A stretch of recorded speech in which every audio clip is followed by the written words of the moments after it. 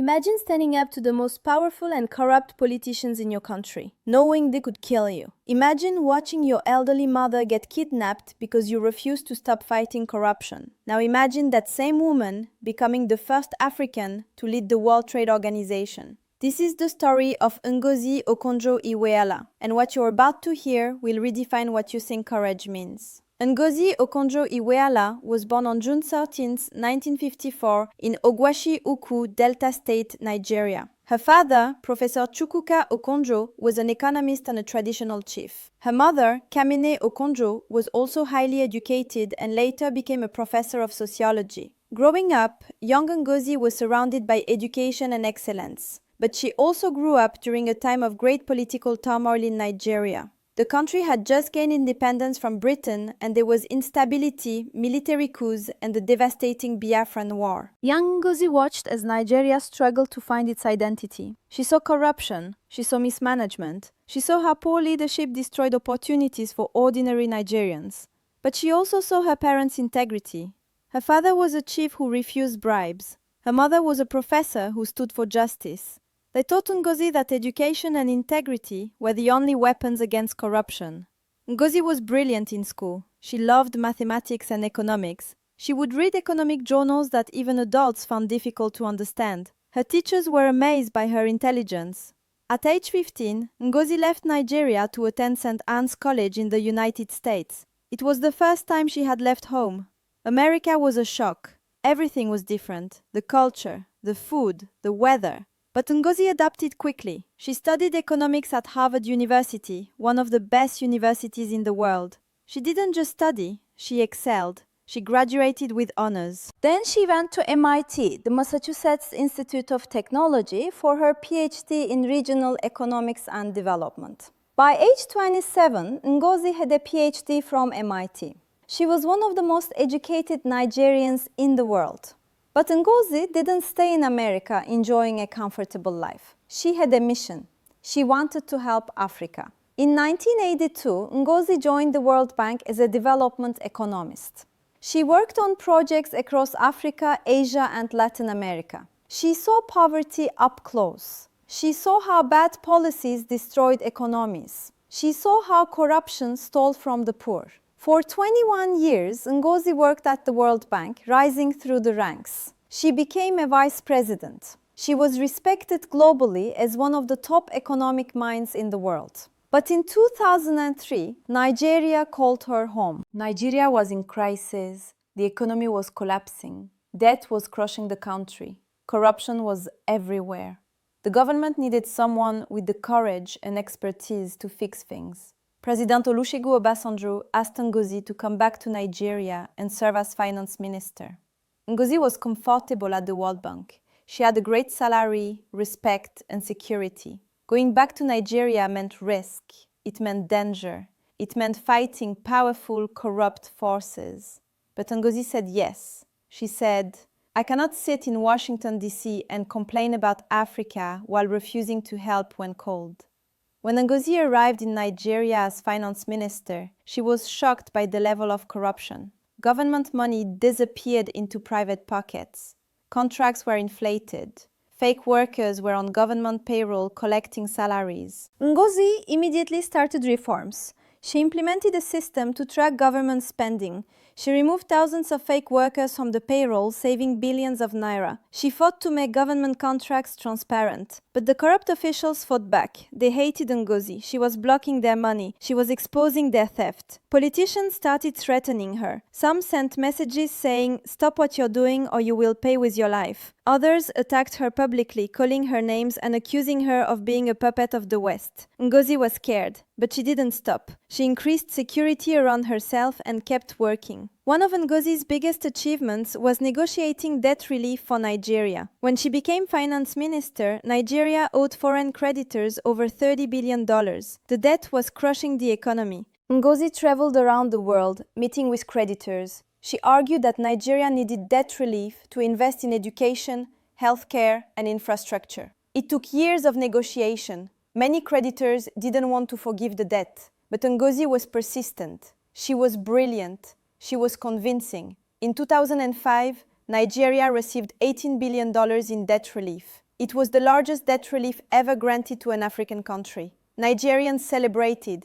Finally, someone had fought for them on the world stage and won. But the corrupt politicians were even more angry. Ngozi had cut off their access to borrowed money they used to steal. In 2007, Ngozi's term as finance minister ended. She returned to the World Bank. She thought the worst was over. But in 2011, Nigeria called her again.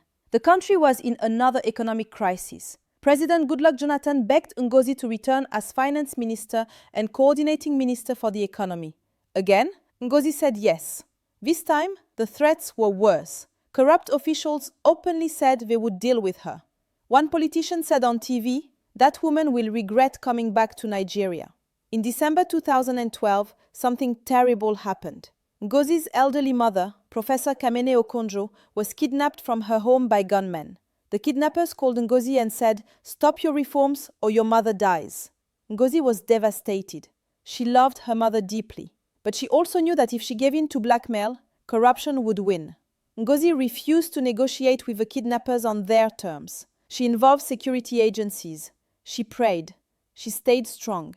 After 5 agonizing days, her mother was rescued by security forces. She was traumatized, but alive. When journalists asked Ngozi if she would stop her reforms, she said, "If I stop because of threats, then corruption wins. I will not let corruption win." That moment defined Ngozi.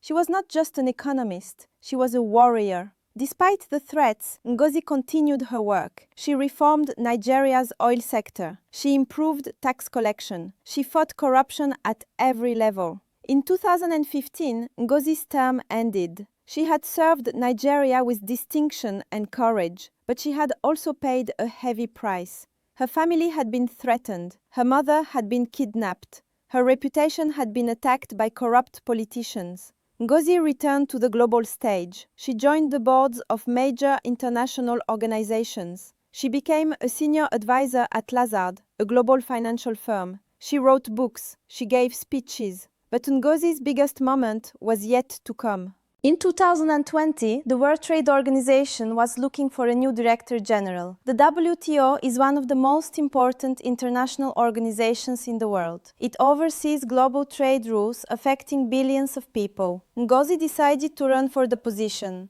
It was a long shot. No African had ever led the WTO. No woman had ever led the WTO. But Ngozi had a vision. She believed that global trade rules needed to work better for developing countries, especially in Africa. The campaign was tough. Other candidates had powerful backing. Some countries didn't want an African to lead. But Ngozi's record spoke for itself.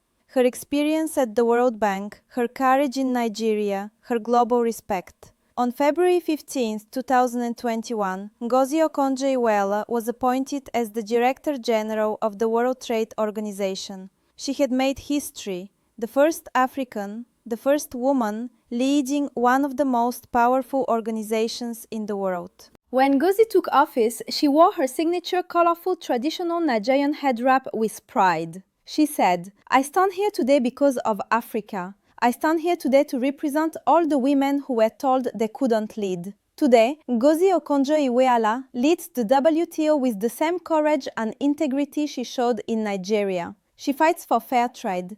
She advocates for vaccine equity. She pushes for reforms that benefit developing countries. She has been named one of the most powerful women in the world by Forbes. She has received honorary degrees from universities across the globe. She has become a role model for millions of African girls. But if you ask Ngozi what her greatest achievement is, she doesn't talk about her titles. She talks about standing for what's right, even when it cost her everything. Ngozi Okonjo-Iweala's story teaches us powerful lessons. First, integrity is not negotiable. Ngozi refused to compromise even when her mother was kidnapped. Second, expertise combined with courage is unstoppable. Ngozi had the knowledge and the bravery to challenge corruption. Third, representation matters. Ngozi's appointment opened doors for other Africans and women. Fourth, serving your country requires sacrifice. Ngozi gave up comfort and security to help Nigeria. Fifth,